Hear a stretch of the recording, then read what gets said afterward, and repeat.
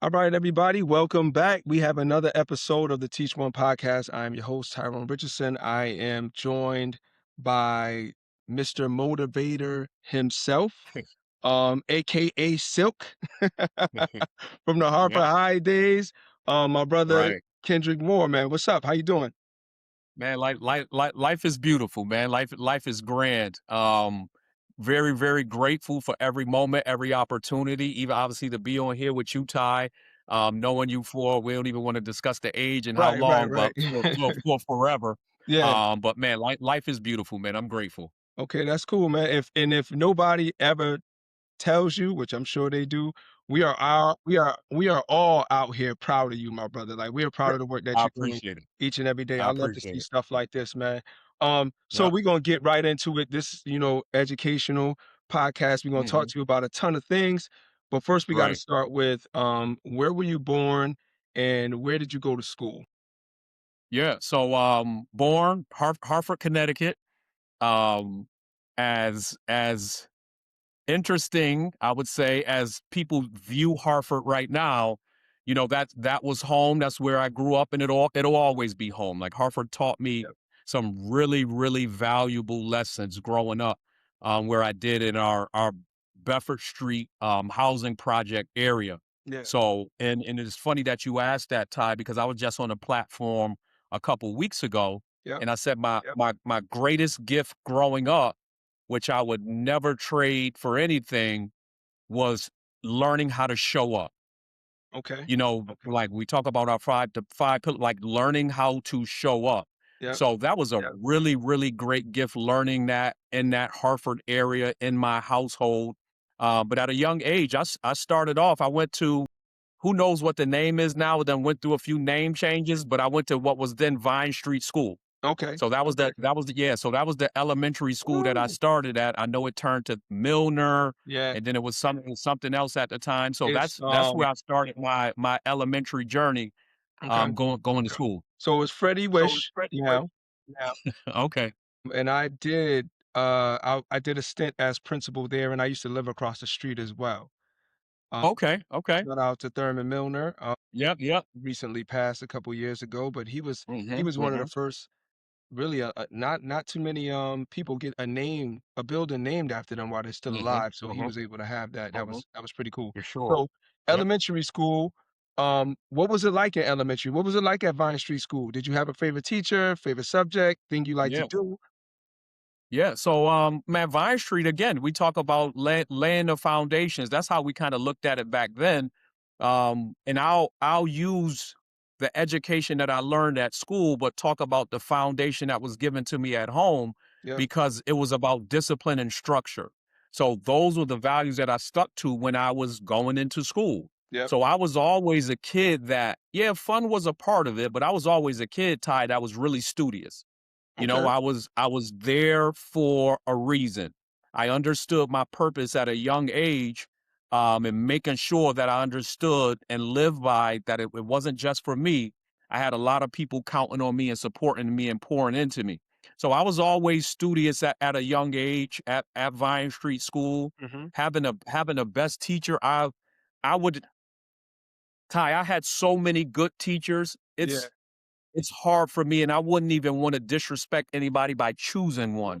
But you talk about from Miss Lumpkin to Miss Novak, Yeah. man, Mr. Connors, like so. And remember back, and Miss Sullivan was my third grade teacher. Mr. Connors was my fourth grade teacher, Hmm. and back then that was it. That was the end of what was our district back then. And then I ended up finishing fifth and sixth grade at it's Capital Prep now, but what Oh, Bonner once Brown. was Barnett Brown. Yeah. So Yeah. that's kind of where I finished up my elementary years. And you talk about going in there with man, I had the best teachers, even at Bonnet Brown, finishing up with Miss Banks, who kind of really, really set the foundation and making sure that transition from elementary to middle school that I was Yeah. definitely prepared for. And I remember in Hartford as well. And again, I didn't go to Vine Street. I went to Martin Luther King, and then I went Hmm. to Simpson Waverly. And I remember a lot of black teachers, a lot of Yes. female Yes. teachers. I didn't have many males. I had a male Mhm. principal that was black, but I had a lot Mhm. of black teachers that didn't Mhm. play, that Right. taught us about Black history, that Right. every Black History Month, we were sing well, all year long, we were singing songs Right. and Right. doing certain things. What was your experience like with teachers that looked like you? Yeah. So just like you're saying, so it was like almost like an equal balance, but for myself growing, for what I saw overall in the schools, but especially at Vine Street School, have black teachers, Miss Sullivan, like Mr. Connors, white teachers, Miss Novak. But they were the biggest thing, Ty, was to me is they were all equally invested in your For education and you sure. getting For better. sure. Yep. Yep. Like we have a lot of conversations today when I'm talking to different people at schools about the disengagement between student and staff. Mm, That was far few and far between. Almost at least to me, that was yeah. non-existent. Right. Right. Like to me in my elementary days, even the middle and high school, like the teachers were just so fully invested in helping young people get to where they needed to be and help them live out their dreams. So, Yeah, and we you we know, we gonna get into that because I know you do most of your work in middle schools and high schools and right, higher education, and right. you see the difference between from when we went to school Right, to, a little bit later in life to when right, right, technology hit, and then now it's like, whoa, even in right, sports as well. So let's get to right. middle school. Did you Yep. go to Quirk or Hartford High or Fox? Yeah, so yep, so I went to Quirk Middle Schools. Quirk was a quick 4 or 5-minute walk from Brook Where Street, you were, yeah. so again, I grew up in what was the Bedford Street housing projects, but my Yep, address was 131 Brook Street. yep. So literally, walk down the street Right to there. Albany Avenue, cross the street, and I'm pretty much, You're at there. Quirk Middle. I can leave there 5 minutes, I'm there before the bell No rings. reason to be late. No reason to be late. Yeah, no, no, never, never. And here's the deal. That wasn't even an option. Okay. Okay. So forget about the reason. Like once you start putting these disciplines at a young age to play, and I think this is why we're so big on what we do now. Once we start putting those things into play, like you just have no excuse. There's not even an option of being late.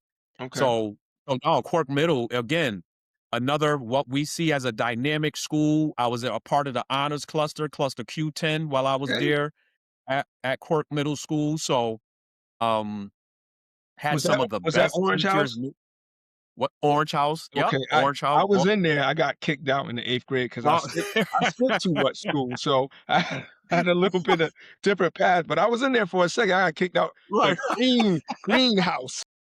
right. Oh man. Yeah, so I went to Greenhouse. They was like, "Nah, bro, Ri- you good. We right, good on you. We good on you." right. Yep. Yep. But So we middle school, again, who do you remember from middle school? man. Again, all of the teachers, so Yeah, many like, and you remember them for that reason, right? You're usually going to remember those teachers either at one of the opposite ends of the spectrum. Either they ain't doing nothing, or they're really good. I'm fortunate enough to remember mine because they were really good. You know what I'm saying? Miss Manning, my English teacher, Miss yeah, I had George, Miss my Manning. geography, Yep, yep. yeah, Miss George, my geography teacher, Miss Haynes, my Miss science Haynes teacher, too, Mr. favorite teacher. Fuentes, my math teacher, Madame Harpin was my French teacher. Yeah, I So took we Spanish. had, Mr. Nelson and Jim, we had our specials, music. Again, you talk about every teacher that was fully invested in their roles as educators and helping everybody out. So I had two great years at Quirk Middle School as well. Work middle school. So even before we get to high school, I know you were part of an elite team, and I know you guys had some stuff going on with basketball, right? Right.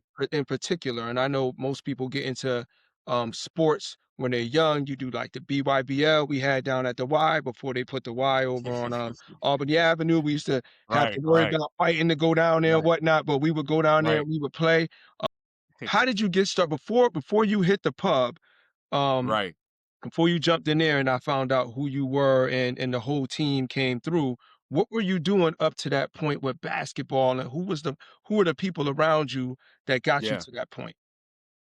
Yep. So, growing up where I did, again, that's why I say, Ty, I would never change growing up in the For projects. sure. Yep. Yep. When you're surrounded by families, it's natural to just do what the kids aren't doing today, which is just go outside and play. Play. Go outside and play. Go outside and figure it out. And luckily, I had a good group of kids around my age where we would just play multiple sports all the time. Yeah. That's kind of what we did. We played multiple sports. So I would say probably my first love was football. Get out of here. I You ain't always stepping on thought, the football field. I know that when you got to Hartford High. You well, wasn't and here's the deal. okay. So I played for the Bears, the Okay, yeah, Outlaws. the I little played for team the Stars. okay. It was almost like right before entering high school, it was like, to me, it was like, okay, I got to make a choice. Which one of these things am I really going to do full time? But football started out as my first kind of real love while I was just navigating the different sports. I think it transitioned over to basketball. My brother, I have 5 brothers and 3 sisters, Yep. all older. Oh, man, My you brother so that's close, spoiled, man. You so spoiled. Go on. Go on. Go on. I'm the my baby brother too, but, that's I got you. yeah, yeah. So my brother that's closest in age to me, Troy, he's 6 Yep. years older than me. Yep. So while I'm navigating my sports, I always had my eye on what Troy was doing, Mhm. even though he was older. And so when I started playing basketball, it was me out there on the crates playing Yeah. while he's on the court. So we had a court literally a minute and a half walk across a parking lot, DeLuco Park. Yep. So he's always there with the older guys. But again, I'm like, man, I want to be there. Like that's what I want to do. But I had to groom myself on the crates Yeah. to get to that point. And as I mentioned with the lessons growing up in home, like when you talk about ownership, like that carried on. So Troy was just like, yeah, well, if you want to get over here, you got to earn it. Yep. How much are you willing to do to get on this court with the older guys? So that kind of fueled me too. Like, and now I always hung on to Troy's words and I heard everything he was saying. Mhm. And so that was now my drive for basketball is really starting to kick in before high school. And Okay. that's where I used to start playing with, I got a chance to start playing with him and the older crew. Yep. And that's kind of how my game really started to take those leaps was playing with, you talk about I'm 11, 12 years old playing with guys that are 18, 19, 20 years old. So that it's starting to travel with them to their summer leagues in Waverly and Right. Bellevue Square, playing there as a young kid in those adult leagues. So now my game is really starting to take a turn before I entered high school. Okay.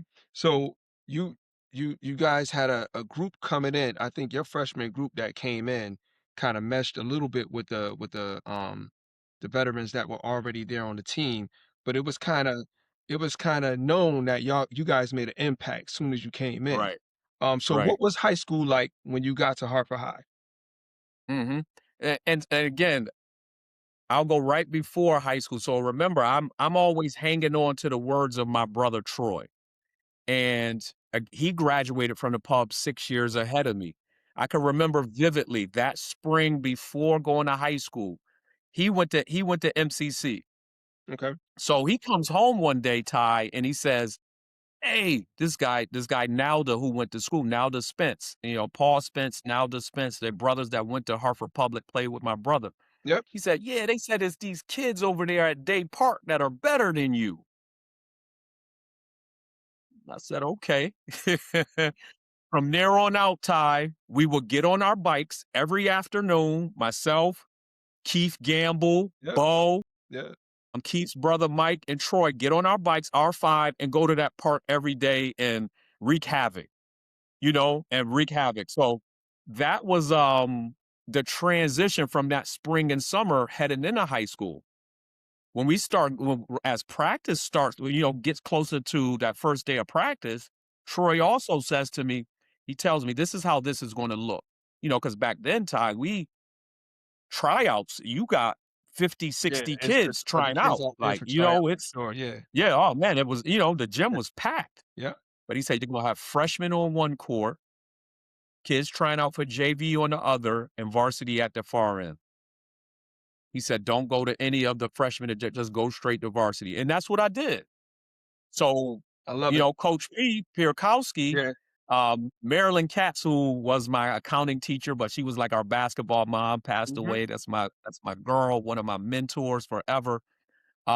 She used to tell the story because Coach P was like, "Oh, freshman over there." I said, I'm not here for that. He's like JV practice right there. I'm not here for I'm not here that. for that. I'm not here for that. And then kind of the rest of that introduction part was history. Ended up making the varsity team my freshman year. Starting some games, playing some really good minutes my freshman year. So that was the kind of the start of my basketball journey at Hartford Public. And as you mentioned, we had a pretty good class coming in too. Yeah. Um, and then meshing with some of the older guys, the guys that were there, the Keith Kendalls, Jelani. Yeah. It was a lot of ballers there. You know Yeah. what I'm saying? The Ed LaSalle's, the Ron Sears, Marvin Riley's in them, Charles Yeah, yeah, Williams, yeah. you know, And you know, those are guys that did the double sports, right? When you you're talk right, well, not right. and Ed ain't picking up Yeah, no right, football. right. Let me stop. Ron ain't picking up no football. Right, right. But Marvin Riley, Tavar, like those Yeah, guys played football with me. playing And so you football, had the yeah. double sports. That was pretty cool to come in like that. Did you have, of course, besides, Coach P or whatever, and he was a teacher too. Did you have any favorite teachers while you were in high school? Um, Ty, like I said, Ty, I know it sounds I redundant. know you had it. What It was Yeah, love. but Harvard High was the bomb for real when it came to teaching. listen, and that's Yeah. why I tell everybody, like, I would never trade that experience for the world. Going in there, Mr. Clark, my English teacher, he created an environment where this young, shy kid, felt like he belonged in that space. Because transition, you think it's just 1 year middle to high school, but transitioning from that's a big jump. It is. Yeah. And back then we had over 2,000 There's students in the a lot of building. movement going around in the Yeah, school and all that kind of a stuff, a lot lot of of things 2,000 going on. students in the building. So Mr. Clark, just early on, my English teachers, I had Mr. Harp and French like the teachers that's more than the content that they were teaching, they made you feel like you belonged and you can have a high level of success there. And that was the real gauge for me of the teachers. And that's why I say it's kind of hard for me to ever say, like, man, I had a favorite teacher Yeah. because they all kind of instilled that in us.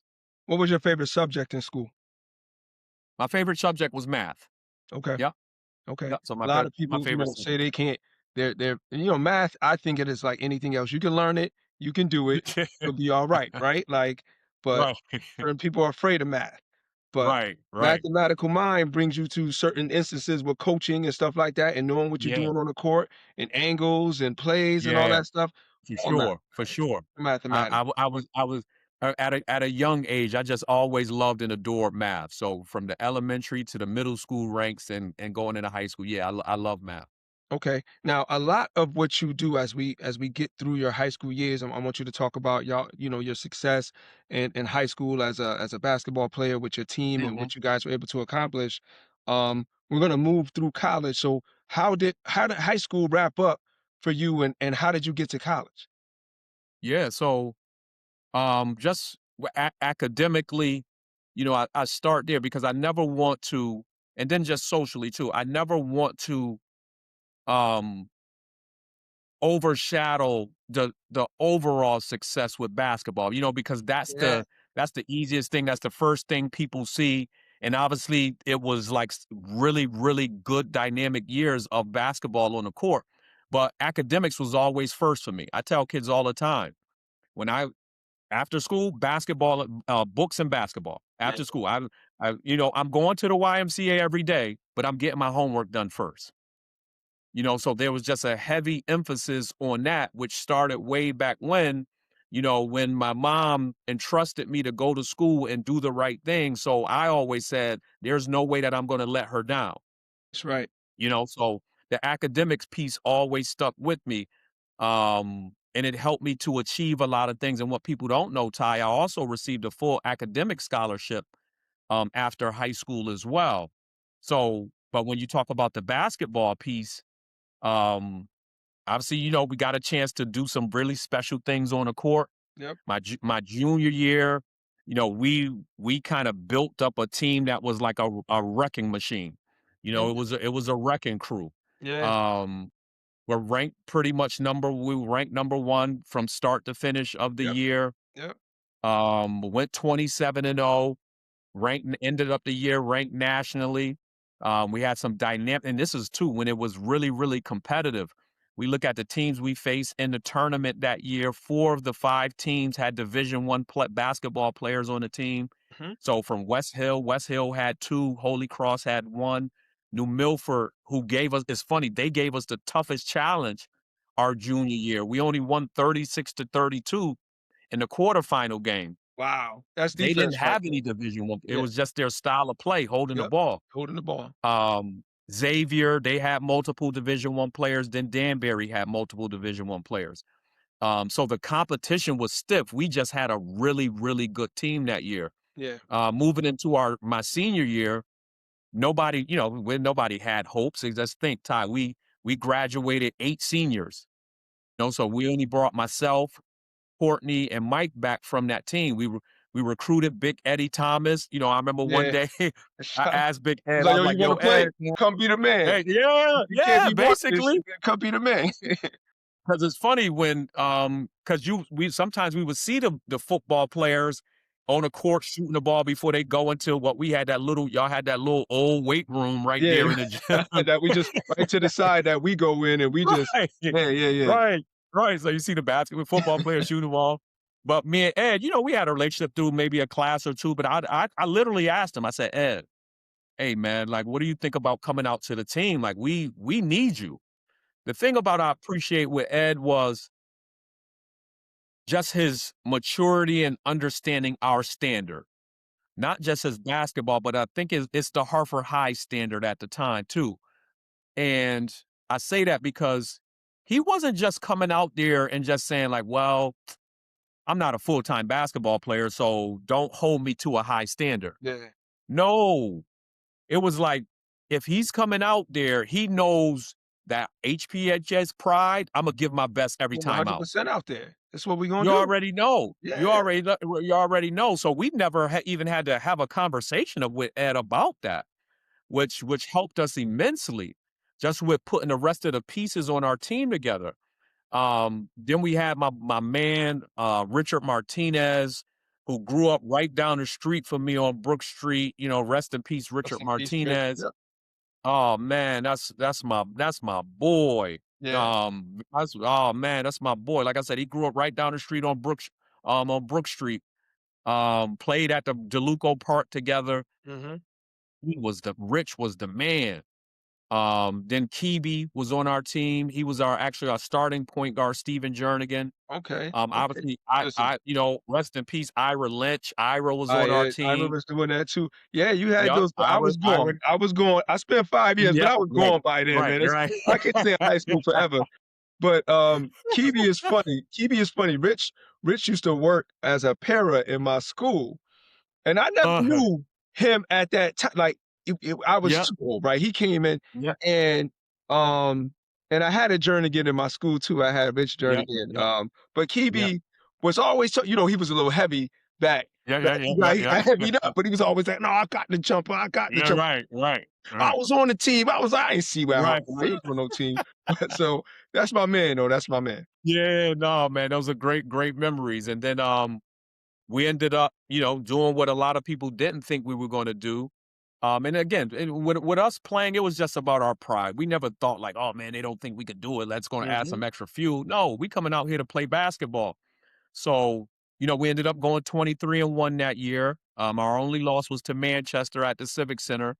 Um, Ended up playing the same two teams in the semifinals and finals. Ended up beating Xavier in the semifinals again. And then in a very, very close game, they were up the entire game. We beat Danbury in the championship. And my man Richard, he ended up getting MVP of the game. It was just a really, really tight. The game Tough was game, crazy. right? Yeah. Really, really close game. They were ahead most of the game. We ended up getting a steal, tied it up towards the end with probably under a minute left. They came down, missed the shot, and then I got a chance to fortunately have the ball in my hands and make the game winner, not at the buzzer, but hit the But game winning basket yeah, with probably 15, 20 seconds left. But man, it was a beautiful run for sure. yeah, yeah. And so you you obviously were gonna get offers to go to school. When you did pick your school, which school was it, and what was your major? Yep. So, offers started coming probably that year before, being on the AAU circuit with Connecticut Select, then going to Nike camp. As a part of like you get the Nike camp, you got the best of the best. You got the Kevin Garnett's, you got the Allen Iversons, you got you name it, who went pro, who went to the Hall of Fame, the majority of them were there. And so that's when a lot of the offers started to come in. So the tail end of my junior year, heading into the senior year. But I chose the University of Missouri to go to on a basketball scholarship. So I chose there and I started off, and it was really because of Miss Katz, my accounting teacher. Mhm. My original major was accounting when I entered the University of Missouri. Okay, okay. Yep. And so your time there, from what, we remember that was following you and doing that stuff, Yep. I Yep. know we got hit, I wanna say Elite 8. I think it was Elite 8. Was it Final Four? Was it the highest No, anything you no. had? Listen, hey, It was Ty, I wish. And here's the deal.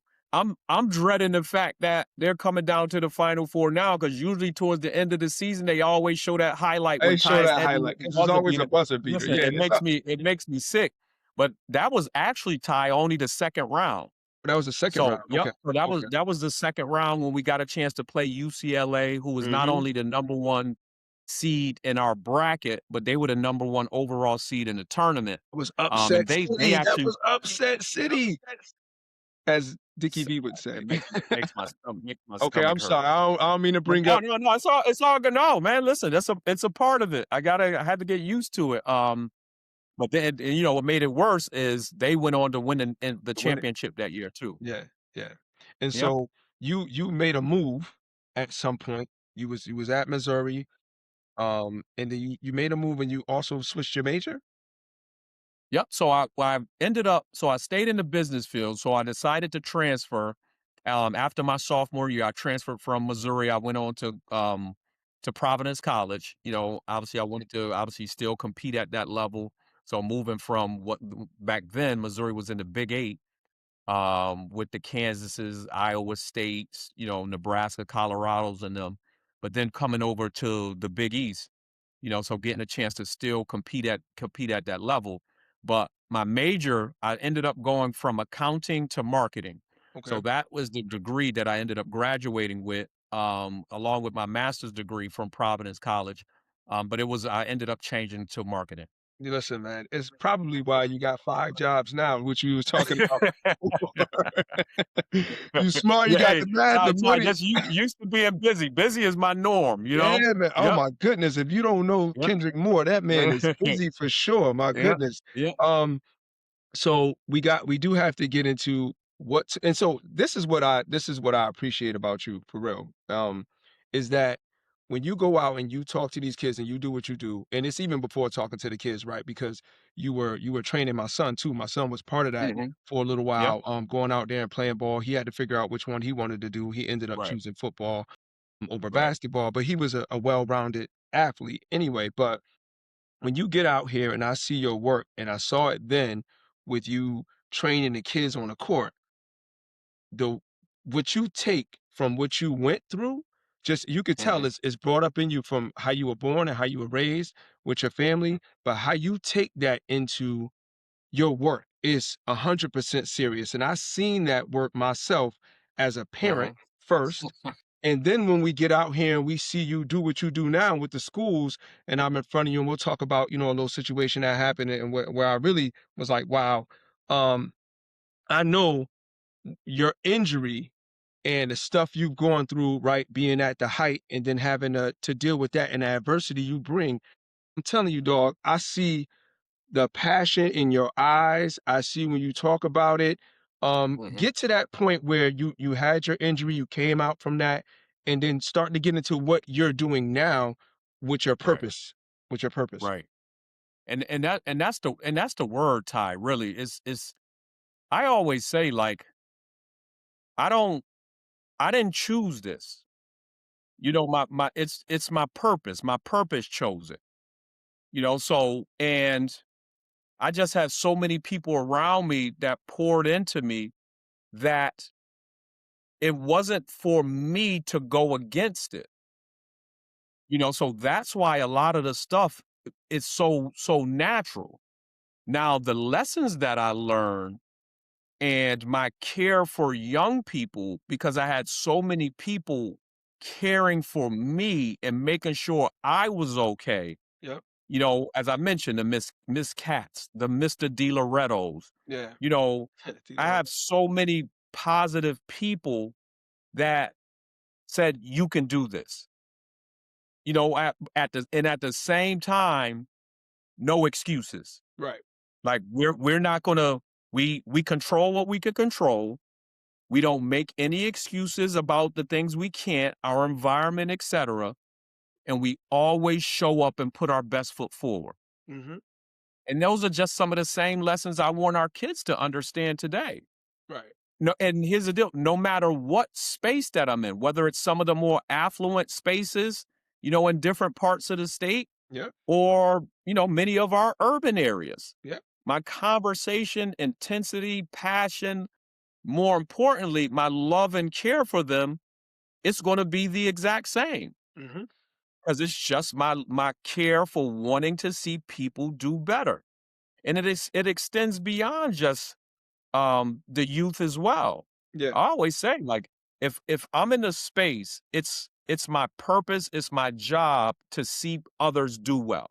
Like, that's just how I feel when I enter a space. I want to see the people around me do well. So if I got anything to be able to pour into them to help them out, I'm going to do it. I'm just going to do it. It's just a natural thing. It's a natural calling, as I mentioned, that I'm not in charge of. Right. So, when did you know that this is what you wanted to do? Right? When did you know that, "Oh, well, Right. I'm gonna do this?" Yeah. Right. And it was before any titles were given.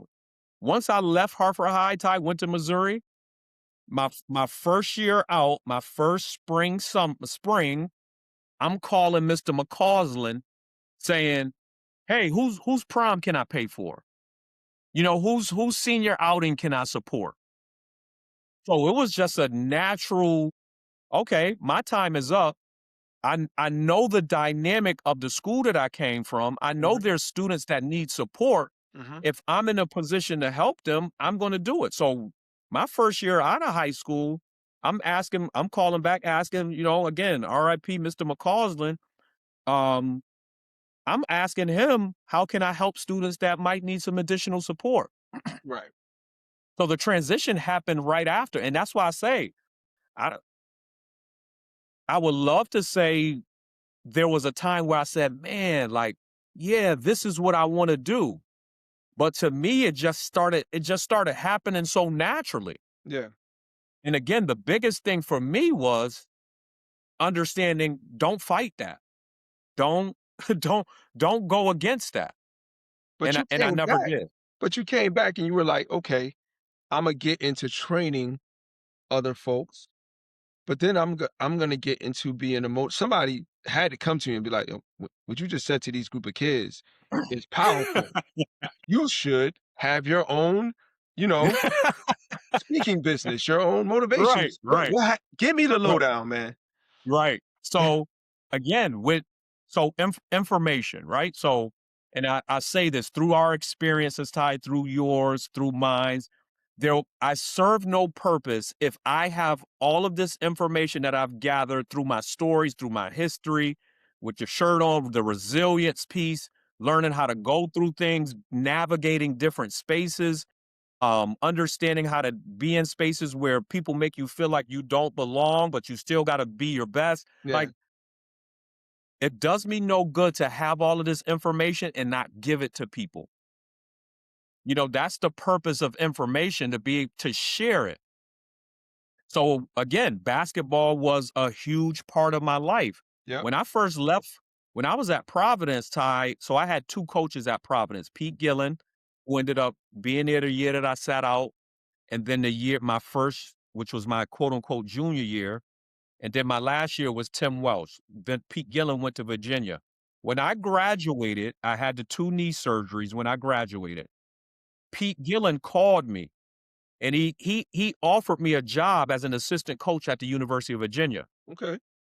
So they flew down, came and got me. We went on a visit, but at that time, I was hoping my knees can get better. So I was talking to a few agents about the possibility of still playing. Yep. And with the minor surgery that I had, it was like, okay, no, they should be fine. But for some reason, again, my calling, it just took my knees a lot longer to get better. Yep.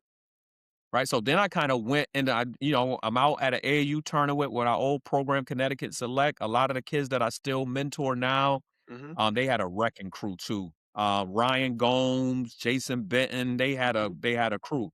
But University of Hartford was out there, and they were a school, obviously local, that recruited me. So then they offered me a coaching job. Now this is the end of July. Yep. So I was just like, man, you know what? Let me step into that arena. So me having this vast world of just knowledge in basketball, it was only right that that transition started happening with training. But Okay. how I got it, as you mentioned, it had to be somebody that said, Do Yeah. this thing." Yeah. My first person that I really started the training, now when I was at the colleges, again, I coached at UHart, Manhattan College, and the University of Wisconsin, Milwaukee. My player development senses were just it was at a really high level. So I knew how to get players to not only get better, but also how it translates to the game. So it was just, I'm working with players all the time. Mhm. I get back home one summer, Jarrett Jordan, who's a Hartford kid who ended up going to Marist. He was at Marist at the time. In his last 2 years there, he was one that, and I knew him a little bit through playing summer league.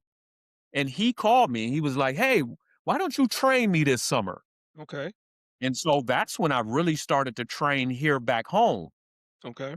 So ended up working with him a couple summers. He ended up getting drafted to the Clippers. Second round, never really made the team, but played overseas, did very well overseas for about 10, 12 years, whatever the case may be. So that was the first person that kind of said, "Hey, why don't you train me?" Then we just started, we often running there. Okay. With the Okay. speaking thing, Ty, one of my mentees, who's now my project manager, I just used to facilitate leadership programs. Okay. And she was one that said, "You know what? More people need to hear what you're saying." That's what she says. "More people need to hear what you're saying." Even in the basketball world, because I wasn't one that was big. I didn't want to do no social media. I don't do all that. He's like, "No, no, more people need to hear what you're saying. You need to expand it. I'm a come to training. I'm like, get out of here with that. I'm not doing that. I'm not doing that." So she was one that kind of said, "No, you got something that everybody needs to hear." Yeah. Now, I heard people saying it. The kicker though is, Ty, because I always used to say to them as kids in our leadership programs to grow outside of their shell, Yeah. she kind of threw that back at me. "Oh, well, Yeah. you always Go and saying do this it to what you got. us. You always telling us to do that." Yep. I was like, "Oh boy, here we go." So that's what kind of started to broaden and heighten the speaking and taking it into different spaces where, because people used to always ask me to do it. Man, I'm not doing it. But now it's almost like I couldn't say no. Right. I couldn't say no. And she was one also, "You're gonna do a pod." She just told me, "You're gonna do a podcast." I'm not doing no podcast. I'm not, no. Next thing you know, Ty, she just bought me podcast equipment. Like, "I'm just gonna buy Wow. you the equipment. We're gonna do it." So we're gonna do it. So it was just like, again, I Now is had that to the young honor lady that. is that the young lady that takes over for you sometimes and does your Yeah, yep. So she runs all of the okay. social media stuff. She runs when we're hosting our podcast, she's Yep. behind the scenes doing it. Yep. Sometimes she's on with me, depending if my brother can, like, so she does all that. Like, so, and she's a junior at USC, still doing her homework, tests That and all of that. USC, California USC? Yeah, she's a junior at University of Southern California. That's Yep. dope. So That's dope. she's a master at balancing time. And what's her name? We gotta shout her out. What's her name? Yeah, no, no, Kruti. Yep, Okay. Kruti. Yep. So no, she's a math, but she was the one that was especially with the speaking stuff podcast. Yeah. And then here we go. 3 years later, we're still doing it, you know? Okay, so we gotta get into your roles. But first Imma Yep. hit you because again, the man got 10 jobs. He Yep. might be Jamaican, old joke. But anyway, so, um, I again, we've crossed paths in different ways over the years and stuff. Like I said, you were training my son for a while, seeing you in speaking engagements, different things here and there. Um, we had an incident. So I was doing a Hartford thing for a while, principal, all that kind of stuff in Hartford for 25 years in education. I moved over to New Britain. I want to say the first week, first week or two when I'm in New Britain, and I live in Bloomfield. New Right. Britain just happened to be playing Bloomfield, right? It Right. just happened to be Right. playing Bloomfield, and Right. I'm home, and I get a call from our athletic director. Hey, something going on over there, at the school. There was a fight and this and that. I'm like, "Oh, Right. I live down Right. the street from Bloomfield High. Let me Right. go over there." I know Mr. Right. White, the principal. Yeah. He Yeah. let me in. There was an incident on the court, right? We don't wanna see kids fight and all that. And, we decided to get the kids together, and someone Mhm. reached out to you and was like, I'm gonna kinda mend this thing and get these kids together, and Right. we gonna talk to them." And I wanna tell you, Mhm. it was at I had always knew that you was a good brother and you was passionate about your stuff. Mhm. And I'm a put you on the spot with being a little bit vulnerable in this moment, but during that time when we got those 2 teams together down at CIAC and you were Mhm. talking to them about what, the mistakes they had made and kinda what they should look forward to, you paused for a minute Mhm. and you got emotional. And when we whatever you were dealing with at that time, because you was bringing up, like, the stuff that you had gone through, and you take that moment and you needed a moment, right? Mhm. Because it hit you emotionally, and you're talking Mhm. to kids about a fight they had on the court and all that. I knew at that point, I was like, "Yeah, yeah, Imma make sure if I can that I shout out Kendrick to all my little circles that I got Right. Right. moving Right. forward when it comes to things like this, because it's real, Mhm. and nobody Mhm. can take that away from you. So, Right. I just wanted to Right. bring that up as I No, I asked you, appreciate it. I appreciate yeah, it. Yeah. what are your roles that you have? I need you to go through each one real quick because I Yeah. know we're pressing on Yeah. time, and what you Yeah. do in those roles. Yep. So no, and I remember that one vividly, Ty. Exactly everything that you're talking about.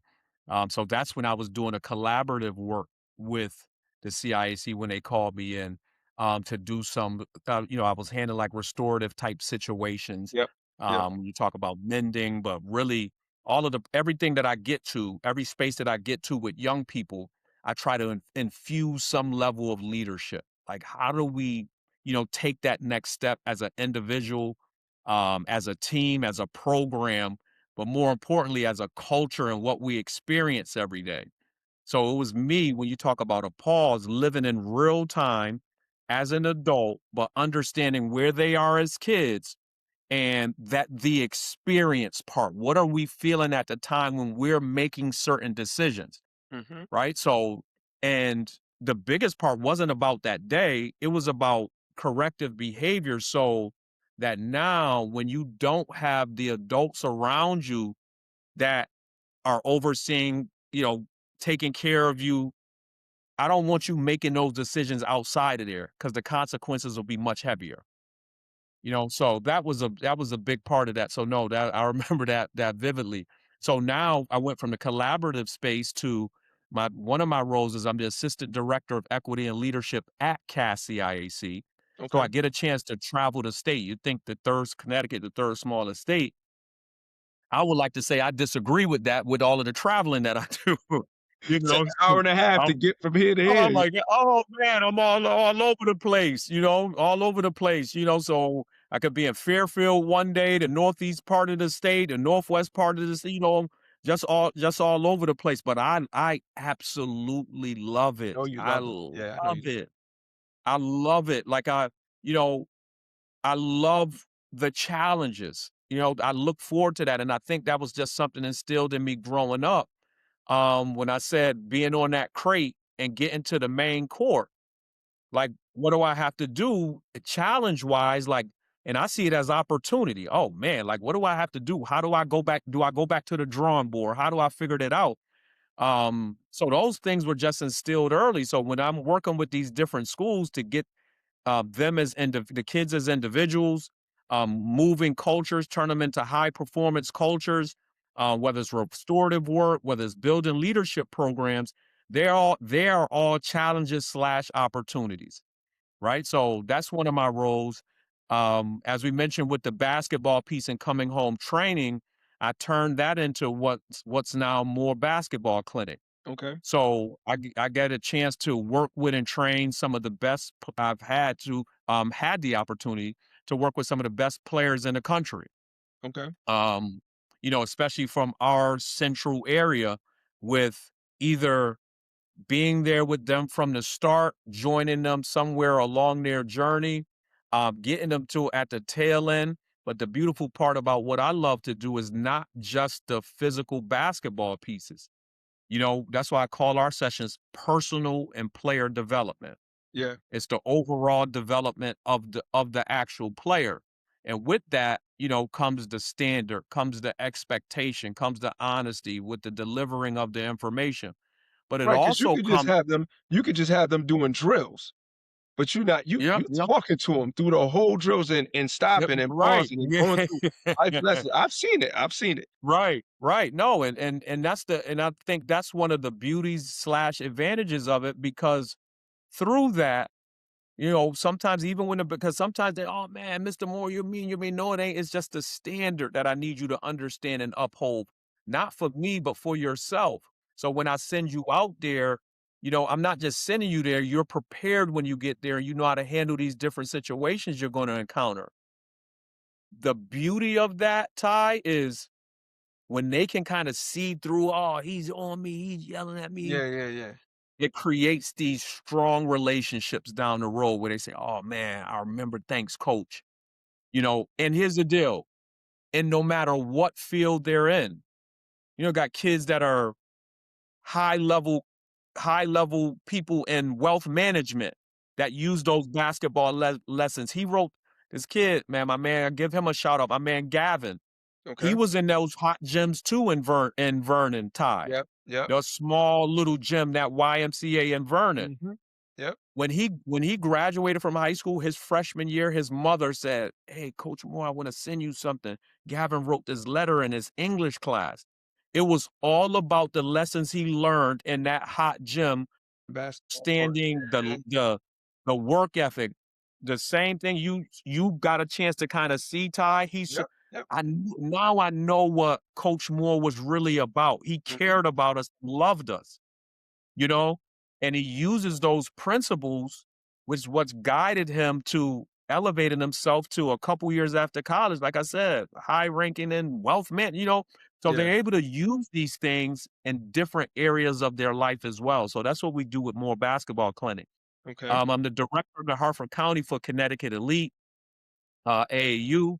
So, that's off and running. That's just getting started right now. We just had a few showcases last weekend, Okay. but the AAU travel portion is starting now. So I'm also outside of the director piece. I'm also coaching the middle school grade level, the regional team, and You then coaching the more. team too. Now wait, now I'm gonna ask you something controversial about Yep, AAU because I yep, experienced that a little bit too with my yep. stepson and my son. Now, are we Mhm. putting the clamp on charging the people a lot of money for kids who can't really play, right? Like that's like a big thing where it's like, oh, we're gonna gas these kids up, we're gonna take their money, we're gonna put them out on the road and all that. I'm sure you hear some of that criticism. How do you guys address that now? That was like 10 Yeah, years for me. no, and that's one of the things too, where understanding, the integrity piece of the Yeah. programming, and this is why what we've done this year, because it's a real thing, where we're starting to kind of say like, okay, these kids aren't ready for the travel portion. What else do we have to offer under our umbrella? So we've started saying like, man, okay, maybe the traveling or whatever, you're not prepared for that yet. But we do have these, if it's really younger kids, the biddy ball option. We do have some of the other training options that we can start filtering those in. But I do know the big part about what you said, Ty, is about intent. You have some programs that intentionally go into it with that mentality, Right. Right. but you have some programs that that's not their intent. It does happen Yeah. where, man, he's not, up to par to be playing.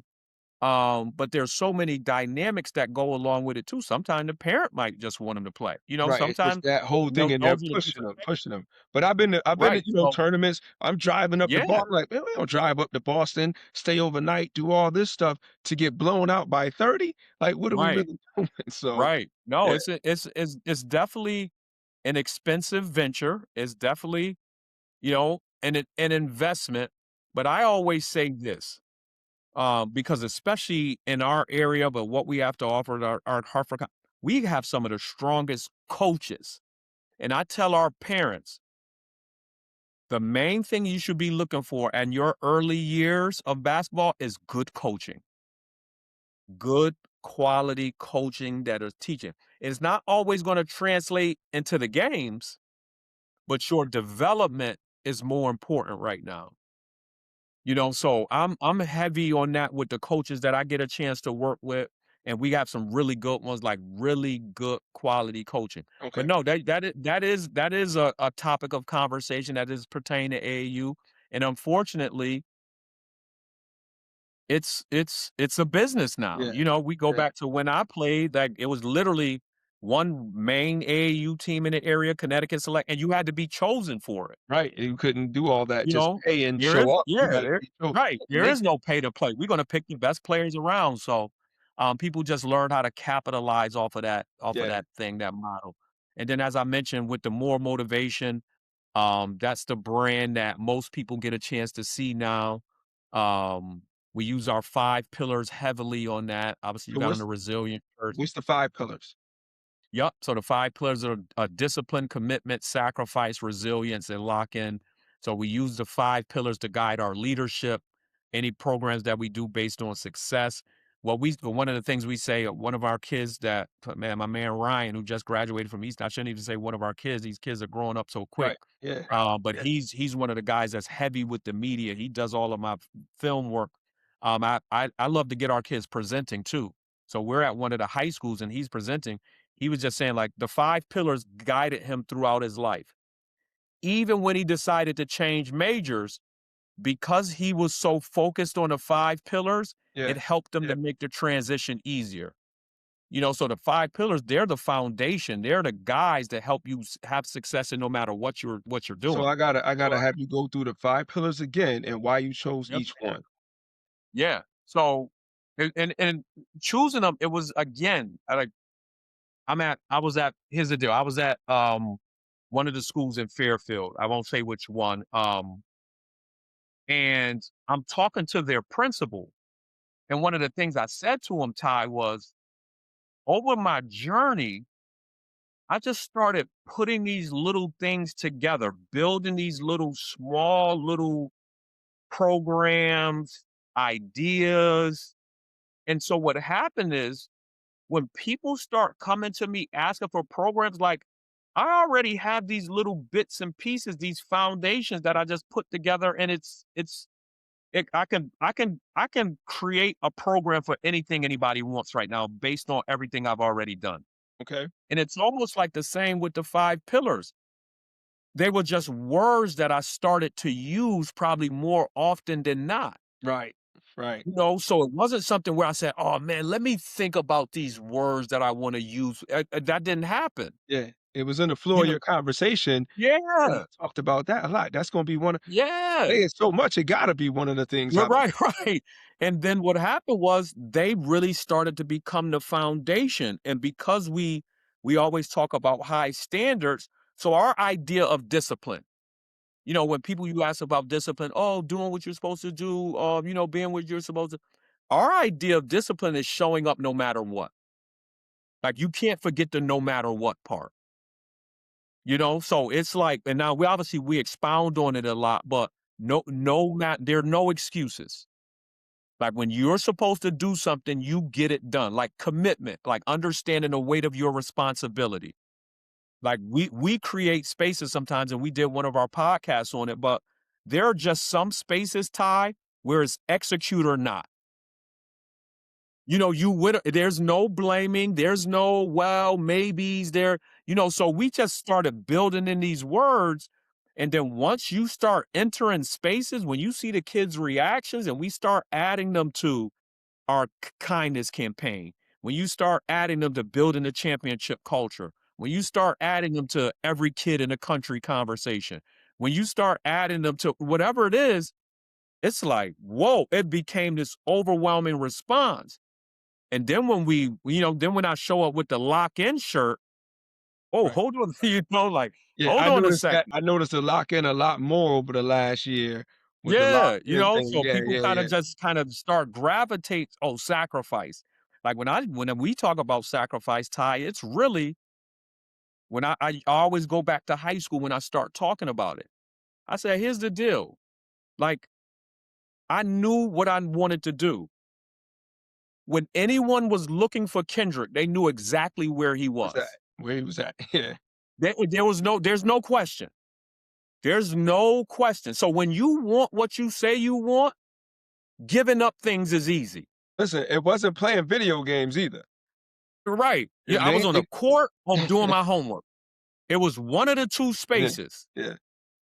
And obviously once we eliminate it was on, that's where you're gonna there. Oh, he's over there, he's hanging out, when you want to live out an elite dream, Mhm. like the word sacrifice, it almost doesn't even have to come into the conversation because you know what you're supposed to be doing. We ain't even got to really go into detail about sacrifice, once you kind of lay the foundation, like I said. So we just start taking these words, these pillars to an entirely different level. And then when we start bringing them to different spaces, whether I'm at Syracuse University talking to their football team, whether I'm at East Texas, whether I'm at the University of Southern California talking to their Marshall School of Business students, and I'm talking about listening with your dream, like, so these conversations, and now I got all these frameworks for these different conversations. I'm talking to another person in wealth management, and when we put out our podcast, Strengths and Weaknesses Belong in the Same Home, right? They shouldn't be separated. My man Mike hit me up and said, "Listen, Kendrick, we've had some of the best speakers come through our company." He Mhm. said, "Nobody has ever put it that way where you need to keep strengths and weaknesses in the same space because most people just naturally separate them." Right. I was like, "All right, Mike, I'm using that. I'm going to use that as one of my framework for Of course. conversation." And sure Yeah. enough, You I, build on it. I brought it to different companies and spaces. Yeah. It becomes So part of that's your it. Just repertoire. start Yeah. Yeah, it just started happening naturally with, the different things we started to build. Okay, so how can you got these things going on. I've seen you the Syracuse clips and stuff like that.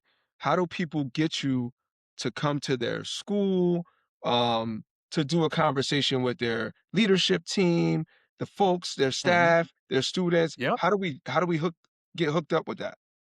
Yeah, so and just let you know, we got some time, so, well, I don't wanna, rush it to Okay, a no, we close good. if we're not Okay, if we're good. not Good. but if we're good, we're fine. Okay. Um, but obviously, Kruti, as I mentioned, she's the person behind the scenes for everything. So, but we have the different platforms. Obviously, on IG is at More Basketball Clinic 3. We have our website where you can connect with us, morebasketballclinic.com. Um, the emails are really, really long, because it's my first and last name, Kendrick Moore at morebasketballclinic.com. That's how you contact me directly. And then it's Kruti Darsandia. If somehow maybe we can get the spelling and stuff on there, Was we can gonna send say it. Yeah, long first and last name. But she's a master behind the scenes. We talk about the project manager, just fully locked in since high school. Yeah, and I do She have created the website, like, right, she's doing eh, all that stuff. oh, And I man, seen her Ty, she take was over for you when on one of your episodes when you weren't there. yeah, so she, junior when she was a junior in high school, so we were talking to some people about a website, Yeah. And so she was just like, one day she said, "Hey, you know what? I'm gonna look something up." Next day, she was like, "Hey, just send me some preliminary information about what you want." We had a meeting the following day. She had the website, all of the framework, and the structure already created. I was like, Listen, "Whoa, you gotta use young people, man. yeah, yep, Saw something just yesterday, honestly, where KRS-One was talking about that, and he was like, mm, old people, or he started with young people. Young people that talk to old people move faster. Right? Those mm, young people that really talk to old people and listen to what they say, they mhm, move faster than their yep, peers. And he yep, was like, yep, old people who talk to young people, they move faster within their peers. yep, And the yep." key is talking to one another, right? And listening. Totally agree. And I'm like, I'm all for it. I talk, you know me, I talk to kids every day. Totally agree, Um, Ty.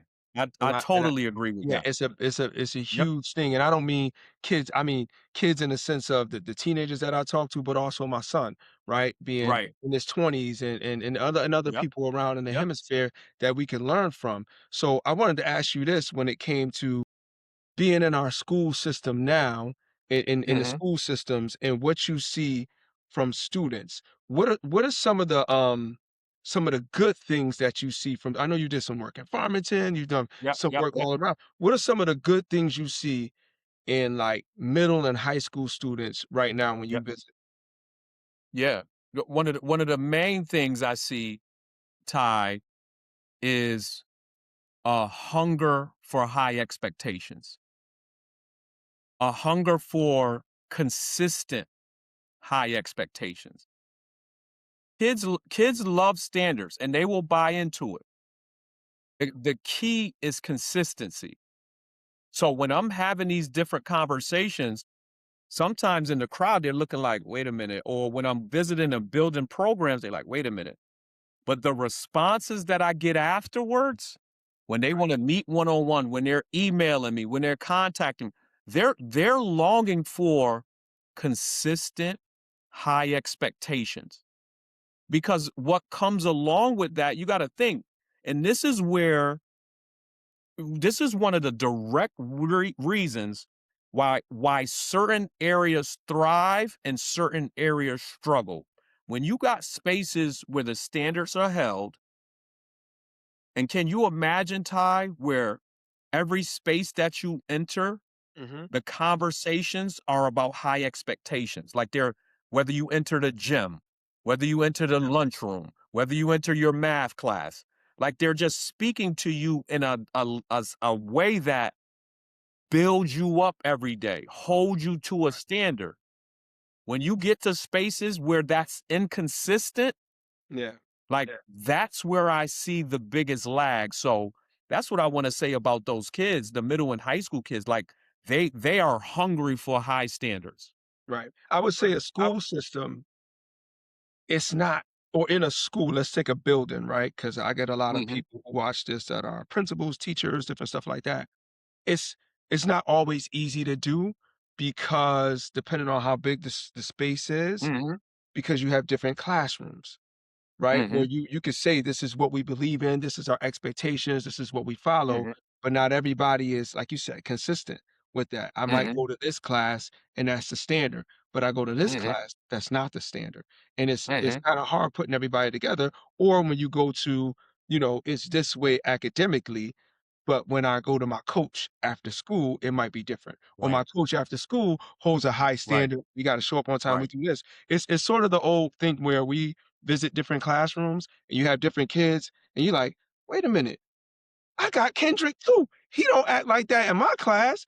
He over there talking to girls and throwing paper and whatnot. I see him in your class. Then he sit there, he's straight, he doing what Mhm, he gotta do." mhm. So Right. it's tough. I definitely understand what you're saying. My man Yeah, James Jones, yeah. the director, at the Boys and Girls Club in New Britain said the same thing, right? High standards, kids want it, but it's not always easy to maintain in one Mhm. particular building. What's some of the things you see from students that might alarm you a little bit nowadays? Yep. And again, I love doing what I do, Ty, because I always because I work with people and I like we said, converse with them, have conversations with them every day. I have hundreds of conversations with kids and adults in these spaces every day. So I got real time examples.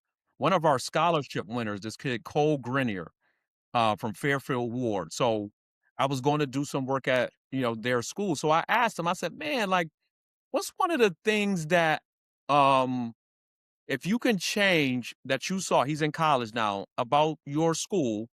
What's one of the things that you think could help out, or one of the things that you see could be is an issue?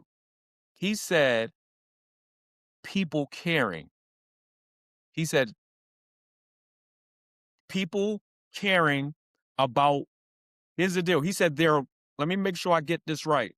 Okay. There are a lot of people that either don't care or pretend not to care about things that matter in their lives. Mm. And when I'm asking kids at different schools Yep. about that conversation, Ty, almost every kid hands goes up. They all see it. Yeah. Like, so I always say that's the new pandemic, is kids not caring. Yeah. Like, kids not giving their all every day. Like, there's something going on where kids feel like giving less than their best. That's okay. Right. Right. That part's okay. That's okay. And again, there are different factors that go into Like, that, yeah, of but course. really it's about, that's one of the things that, if I say is concerning, is kids acting like, or whether they're acting, whether they honestly feel that way, Right. that things that we know are important, they just have no real care or add any value to it.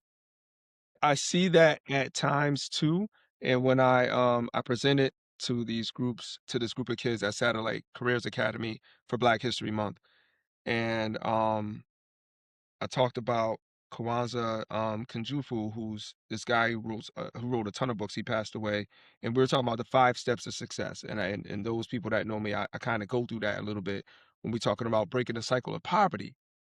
And I noticed what you're talking about because, like, the kids that act like they don't care, but then they kinda perk up a little bit, but then they're like, Yep, yep, whatever, and yep, you see yep. it in the crowd because some kids are like, "Oh, okay," they intrigued anyway because you're a black man Yep. coming up talking to them. Mhm, They're like, "Oh, okay, what you got to say? I'm interested in mhm, hearing that." mhm, And then some kids are just turned off by that, and I wonder why, and I'm like, I'm always of the one like, "I'm gonna get this crowd because mhm.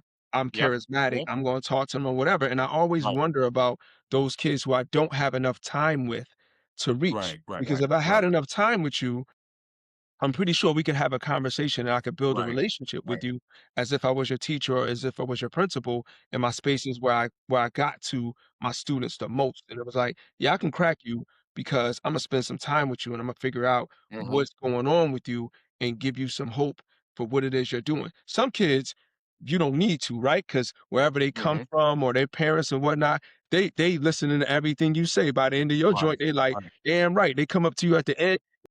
My father was talking to me about that. My moms was saying right, this and that. right, Damn right, right? So, right. I'm glad you shared that because we do have sort of this thing.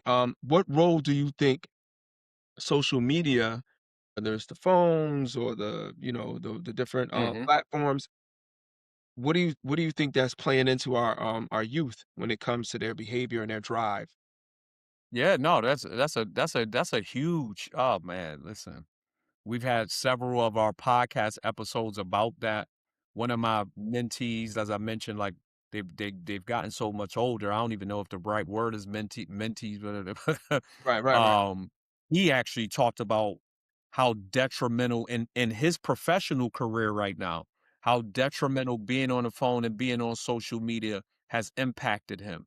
Yeah, So I know for a fact with the kids and what they're doing every day, um, and not even just with the social media alone, but when you talk about the combination of the standards being lowered and the yeah, expectations not being consistent, like, when you start combining that factor with what they're doing and what they're seeing, and again, I was at another school today. We were talking about a couple kids acting and doing certain thing, but now also you got also this huge population of kids that also have interest in certain things.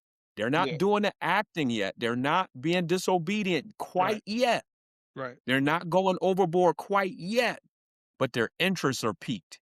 And that's one of the main things with social media. Like, it can hold you hostage for a while things are going on, Yep. and you're still trying to figure out, can I get away with that or not? Or is that the right thing to do? And they're watching if anyone is going to correct those behaviors that they see the actual kids actually following through with Yeah. on things that they saw on social media. And if you don't, that's when Right. they jump in the pool too. Yeah. That's when they start doing the things with the lack of correction. Right. When those standards get lower, when it's like, "Oh, I can do simple thing. Oh, I can be late. Okay. There ain't no consequence for being late." Mhm. Because once you start putting in kids' brain, less is okay, they're gonna choose less. For sure. They're gonna choose less. So, but no, social media has a huge damaging effect on our kids overall. It's just we're in a really, really bad space with that because it's at the point where it's uncontrollable. Yeah, So do you we need to stop even playing that game. Like we're at the point where it's uncontrollable. yeah, there's a, I'm gonna lose the name of it, so I'm gonna come back from that book that I no, The Yep. Anxious Generation, sorry. The Anxious Generation was Okay. out Yep. a couple Yep. years ago where Yep. it talked about Yep. just, how we rely on social media and the things you Mhm. don't play like you mentioned in the back in the day, right? I ain't seen a Yep. crate on a pole. I can't tell you the last time I seen a crate on a pole, right? Right. Right. Because kids just don't do Right. that no more. Yeah, why Right. would you put a crate on a Right. pole, right? Right? When Right. I can go Right. play 2K, right? Right. So, Mhm. but they don't get out and play. We're very Mhm. protective over kids when they do go out and play. Um, and social media just plays this huge, huge impact, man. Mhm. We're Mhm. getting we want to get away from relying on computers. The pandemic made us have Chromebooks and go one-on-one for a while. Mhm. We relied Mhm. on that. I was talking to my superintendent secretary today, and we were looking at statements that kids write when they're up for a stipulated agreement, which is before expulsion. And some of the kids in high school and their handwriting, it's like beyond like, whoa, right? So we're gonna try to make a conscious effort to be Mhm. like, listen, we gotta go back to these notebooks, we gotta go to pencil and paper, we gotta start doing things. And it's so funny because I saw a clip of the first lady introducing robot AI. And in the education world, we see a lot of this with AI, right? We see a Mhm. lot of who's going to be the tutor. You don't need a teacher anymore to correct your papers. You can Mhm. use AI for this. We're talking about, there was a lawsuit with Meta and AI and all that. Another kid Mm. killed themselves because AI told him to Wow. do it. What do you think about artificial intelligence when it comes to um, your work? And Mhm. what you do. Well, here's the deal. Uh, I hope it don't ever Right. replace my work. Um, no, but there are certain spaces where um obviously from my work standpoint where what I'm able to do, um it will never kind of be able to take the place of the actual work. But what I see is it's one of those mechanisms that are in place that when you talk about things that make things that make things easier, um, Yeah, for our kids, make them feel like they don't have to work as hard, not understand, so that's where I really see it. It has an impact with me coming in and trying to work with the kids because in their brain already is like, I don't yeah, need that. yeah, Like, what are you talking about? Like, I can get away with that. Or I don't have to do it as much as, right. I don't, what you're saying, you know what, that's old school. Like, we don't have to do that right now. Not understanding that, again, when we talk even about the pillars, not understanding that if your foundation is not strong, the house going to crumble sooner or later. You know, you can, you know, you can't take shortcuts with the foundation. So if you're not building a strong foundation, I don't care what you're doing. At some point, the house is going to come down. So that's kind of where I see, with me entering the different spaces, and we're just in that world. Again, that's just something that it's And it's not going away. it's not You going just gotta away, you just and gotta adapt to it. You just gotta be yeah, able to adapt to it. And as you mentioned, the point you made before, like when you talk about being able to have time to work with kids, that's so critical too. yeah. Because sometimes people call me in for one-time things, and yeah, okay, I'll do it. But being able to see kids over a period of time, Mhm. 2, 3 times, and then start building a relationship, it takes everything we do to a whole nother level. Right, right. And that's why you sure it's never too late. You sure you wanna get into teaching on a regular basis? We have a teacher shortage beyond imagine right now. You sure you don't wanna get into teaching? I Oh got spots god. at the middle schools right now. We Listen, can listen. DSAP you for math. Right, right, But, right. seriously, you never wanted to teach in a class though, right? It's funny because I did it before at adult ed one time when I came home. I actually loved it. I actually loved it. Um, I've never done any like real just teaching over a whole school year where lesson plans and all of that. But I do love the dynamic, as I mentioned, of helping people get better. And finding those challenges each day. So Yeah. So today's world, you got to probably be a little bit more selective about which classroom I'm okay. entering. Um, I got you. Um but no, the teaching thing is it's never out the window. Okay, I got you. Yep. And you know what I love about teaching too? I've had the opportunity to work with students at UConn that were trying to get their 092 and all that Yeah. stuff Yeah. to Yeah. be Yeah. Yeah. administrators. Yeah. I love Yeah. teaching adults just as much as I love teaching students. So Yep. and the Good work stuff. that you do when you get in front of them, even for your seminars or your sessions, you're teaching Yep. anyway. So Yeah. That's you right. get those, That's you right. just don't Yep. have them over that period of time as Right. much. Now you Right. doing your podcast now. And I wanna know what that's like because I see your interaction with your brother, and this is the hmm same brother Troy that, did all the pumping you up in your right. head about, Right. Right. the basketball days and all that stuff. What is it like doing a podcast with him? It's the best, even though he's 6 years older than me, we were obviously 9, 8 siblings, 9 of us, we all weren't necessarily in it because there's a 20-year gap. Right, right, So right, we yeah. all weren't in the house at the same time, but Troy was the one that I was in the house with. Mhm. He's the closest in age. So you talking about kids that used to have, we call them potato chip parties. We would go buy a few bags of 25% 25 And they cent cost potato 25 chips, cents, yep. put them in a brown bag, pour it in it. That was our own party mix. You know what I'm saying? Shake it up. Got the Yeah, different flavors in there. Um, so we talking about that type of connection when we're yeah, doing a podcast. You know what I'm saying? So yeah, it's just the best. And we kind of feed off of each other. We kind of know each other like the spidey senses. yep, So a lot of times we don't even have to converse about certain areas of the podcast. I'll just throw something out. Oh, what do you think about this? Sometimes he'll throw me the topic. We'll spend a few minutes on it trying to boom. And then next thing you know, we're doing it. So when we're doing those live one in person, a lot of times there's not a lot of preparation for most of them anyway. So yeah, I literally, I'll be throwing something out there, be like, "Oh, well, you got a topic?" I'll be like, "Man, I yeah. don't know. I don't really know. I don't really know."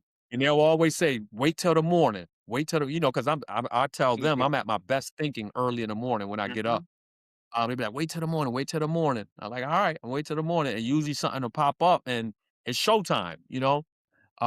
But doing it with Troy, I wouldn't have anybody else that I would rather do it with just because of our connection.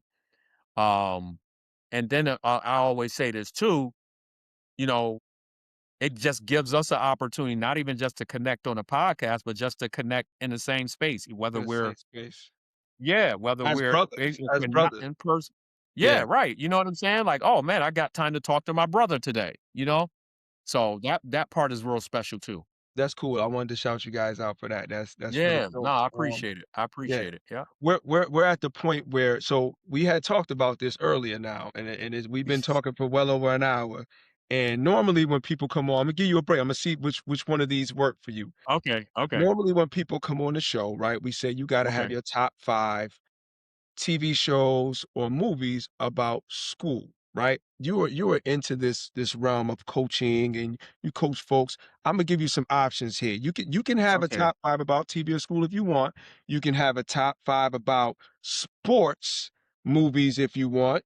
You can have a top five about coaches, right? Because I'm kind of interested in what you think about who your top five coaches of all time. But I'm gonna let you work that out. So if you want to do sports movies or shows, if you wanna do coaches, if you can't mix it up though, you gotta stick to Okay. Make up. one Man, thing. I was gonna ask that, so I can't mix it up. You gotta stick to one Uh, thing, and it gotta okay. go from, like, 5, 4, 3, 2, and 1. Okay. So, okay, I'm gonna eliminate the school one. Okay. I'm gonna You don't have to I'm do the gonna school eliminate stuff. the school one. All good, I'm flexible. Um, yeah. So let me see. So when you say coaches, you're saying like just like coaches who Whatever I so think are the best. yeah, this is what you do. So if you out there coaching people and talking to people and motivating folks, there's got to be some coaches in mind, whether that coached you or that you've seen coach. It could be a fictional person from a movie, right? Like, Yeah. you Yeah. know, however you want to see that coach that inspired folks to do big Okay. stuff. Okay. Okay. And you said I gotta name them 5, 4, 3, 2, 1. Yeah, yeah. All right. All right. So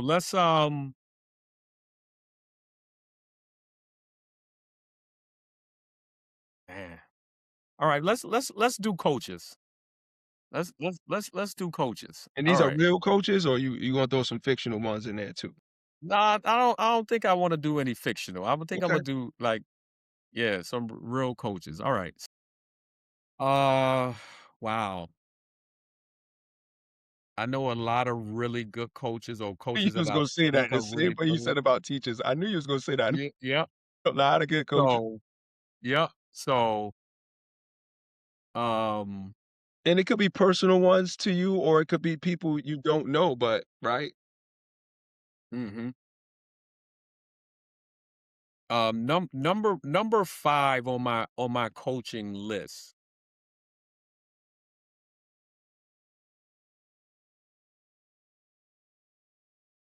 I'm gonna this first one is gonna be a personal one, and it's Wayne Simone. It's my Connecticut Select AAU coach, Okay, and I just wanna give him a shout. That's why he's number 5, because for this reason, when it comes to seeing something in somebody and giving them an opportunity. So in the space that I'm from, being in Hartford, Connecticut, like he saw something in me that took me from a regional local player to instantly this this national player. He you see something special in somebody that they are one that can do that particular thing. He literally took me from playing just local, maybe travel here and there to national. He yeah, put me on a opportunity. national stage almost literally overnight. Wow. So, so I just use him as the example because there's certain coaches that don't have that vision. Mhm. They don't see that. So that's why I want to use him for number 5. Okay. Shout out to Wayne Um Simone. yeah. So number 4. Uh Really, really good coach that I got a chance to coach with at the University of Wisconsin Milwaukee. Okay. Bruce Pearl. Nice. Um Okay. he's in, he finished up at Auburn last year. Mhm. His son coached His this son this took over, past yeah. year. Yep. Yeah. But unbelievable range in his whole coaching dynamic, from reaching players, getting players. He just knows how to connect with players. He Okay. knows how to connect. Everywhere he's going, you see it. Everywhere he's going, he's Right. had success. Yep. He has a great feel for the game, right? He has a great just feel for the situations that are happening in real time in the game, and how to adjust to it. Another part, which is personal too, he trusts. This is an important part when you're a head coach. He trusts his assistants. Assistance. Yeah. He like Even with me being new to his staff, I can remember this vividly, just like yesterday, Ty. We're talking before our conference championship game. He calls me before we're playing Detroit. We played Detroit Mercy in the conference championship, the Horizon League championship. Obviously, winner goes on to the NCAA tournament. Yep. And so we're talking about different matchups that are in place. That wasn't my scout, but we're just talking about different potential matchups. They had this kid, I think his last name was Cotton, that was a strong driver. Yep. And we had these two guards. Chris was a smaller guard, but he was a good on the ball defender.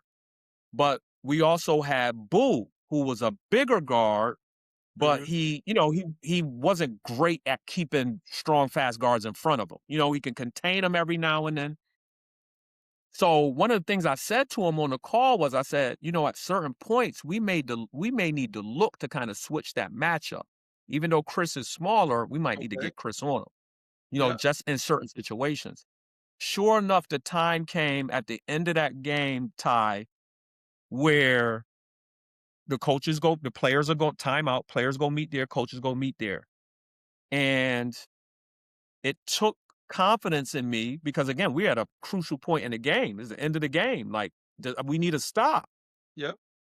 And I said it to him. I said, "Hey," I said, "BP, do you think we could make that switch right now?" And sure enough, he went right into the huddle and made the switch. Nice. Like, "Hey, Chris, you get him to the," and it worked. You know It what worked I'm out. saying? Okay. Like, it worked. It Good. ended up Good. working out. But being able to trust your assistants, especially in high stakes situations, Mhm. um, man, that's not an easy thing to do. Like I said, our NCAA tournament lives are on the table. So I would say Bruce Pearl at number 4. That's your number 4. Good example. Um number 3, coaching. Uh Number 3 at coaching. I think I got those near the top of the list, but number 3 at coaching.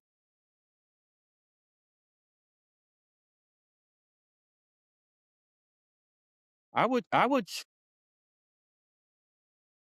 I would choose somebody like this.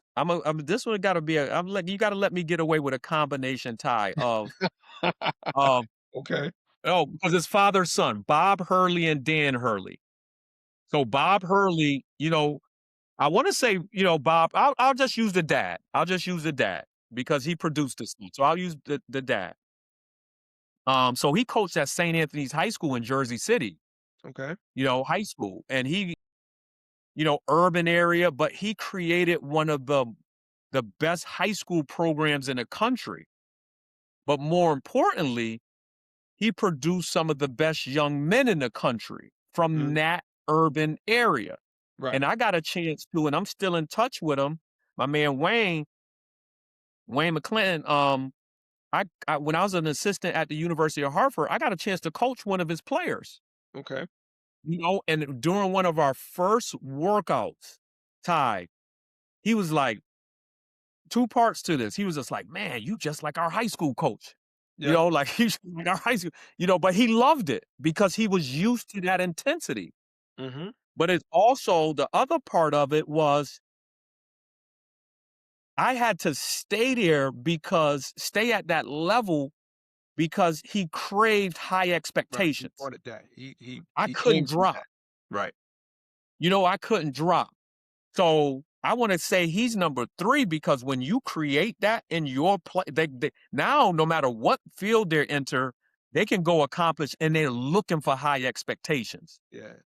They're looking for standards. So um, I would use him as at number three for sure. Um, Number So two, you could see some of that intensity, of course, right? Like what Dan Hurley was able to do. yeah, but that's Just why I say walk father off son. the That's why I was going to combine. I got you. I'll give him and I heard something the other day where actually, because of that shot that was made, this is when we're talking Yep, about this right now. yep, Um and I know when this comes out, it'll probably be a little bit yep, afterwards and whatnot. yep, But that yep. shot that was hit and the whole it's like, is UConn the villain now? Like, are we the or Duke has always been Duke, Right, right? right, right, Which is they right, right, the right, villains. right, We want to see them. right, You either a Duke fan or you can't stand them. right. Are we at that point with UConn right now? Like, is UConn being seen like that across? Like, oh, I just wish somebody beat them. Like, Right, because of how Dan Hurley. right, I don't know. right, I don't need you to right, go down that conversation. I right, just heard right. that. But who's your No, number no, I two? hear you. I hear you. And Yeah. I won't go down that conversation, but I will. I'm going to stay current and choose him as number two Okay. Good. Good. Okay. just because of his intensity, his approach. He has a balance. And I say he has a balance because, when we talk about the personal player development, I got a chance to work with Donovan Clingan over the summer. Oh yeah. Right. I saw your And, videos. yep. But And so Donovan was just really talking about how he is off the court, so that balance off the court, that kind of like, it got to be able to complement the high intense nature because when you have that balance, it shows the players that I care about you. mhm. Like, and we're in this together. So don't confuse, one of our podcasts and one of the topics I talk, care comes in different forms. So, and he's able to just get the job done. Okay. What he's done in the last 3 out of 4 years, it's, you put him, you don't want to give nobody that rank too soon, but it puts you up there with some of the best coaches that have ever done it, That's true. That's just you true. know? And with different personnel, the first 2 championships have personnel similar, but you still had some different pieces, in and out of there, and obviously coming back and doing it again. So I'll put him as number 2. Okay. My number 1, because, and sometimes it doesn't always go off well, but he reminds me from that discipline, structure, every day we need to do this standpoint. I can move pieces in and out and still get it done. Bill Belichick. What he did with the Patriots during that time Yes. where it was just, they say the Patriots show up and do your job. So you're not of one of the believers that think it was just Tom Brady and not Belichick. Of course. It, Of course not. okay. But see, obviously, you gotta have that foundational piece in Right. place. For sure. But to Yep. say it was just you got too many other moving parts for it to every year for it to just be Tom Brady. It's too many other where you gonna get that level of production of moving parts, getting 11 people to perform at their best each play. Every play, you gotta get 11 people in sync. Right. Right. You talking about basketball, 11 people. Yeah. So yes, he's the foundational piece. He's the head of the franchise and, head of the snake, which gets it done from the quarterback standpoint. But you're different receivers, you Mhm. know, I don't know, the latter years Grunt, but different tight ends, Right. Right. different, different defensive players, different cornerback, you got too many moving pieces for anyone to ever say it's the quarterback. It's only the quarterback. Right. That will You probably go know, down as one of the best dynasties in football ever. yeah. Right? And Kansas City here's the Big deal, Ken. in any sport, Right. because what he did was, and this is again why I say like what I try to do, he created a system. Yeah. He created a strong system. And when you have that with anything, with schools, was it what this program is about, with organization, when you got a strong system, those things can withstand a test of time. If it was only about good players, once a player leaves, you have the breakdown, But if you saw when players would leave, you know, all of a sudden, like the ship is still moving. Right, but This except for Tom Brady. Once Tom Brady but left, it kinda but but what we know is you gotta have a good quarterback. yeah, of course. Yeah, you got You ain't take regardless, Here's right? the deal. I'm not taking away from his coaching. I'm just saying No. that you have that argument. Oh, Yeah, no, no, for sure, for yeah, sure, for sure. Here's the deal. If you would have took Pat Mahomes off the Chiefs, what are we talking about? right, right. What we talking about? You know? They look like, Hartford High. You know what I'm saying? What we talking about right now? You know what I'm saying? Like, so Hey, that's what man, I'm trying. hold up, No, time out. not Don't your be era. bagging Not us. your era, Don't be Ty. bagging the Ty, football not your team, man. Ty.